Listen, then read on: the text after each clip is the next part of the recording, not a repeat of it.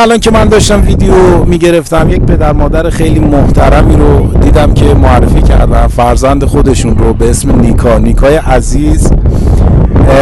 شاهنامه میخونه و چقدر زیبا و چقدر قشنگ. ازش خواهش کردم که بیاد و برای ما چند بیتی از شاهنامه رو بخونه. نیکای عزیزم بفرمایید.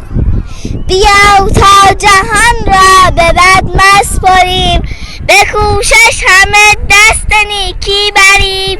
نباشد همین نیک و بد پایدار، همان به که نیکی بود یادگار. همان گنج و دینار و کاخ بلند، نخواهد بودن مرد تو را سودمند. بیا تا همه دست نیکی بریم، جهان را به بد نسپاریم.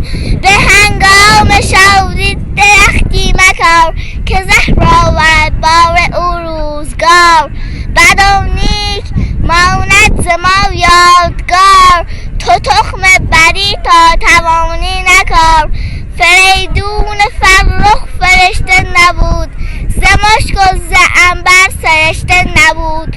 به داد و دهش یافت آن نیکویی، تو داد و دهش کن فریدون تویی. به نیکی گرای و مرا زار کس، ره رستگاری همین است و بس. آفرین، مرسی.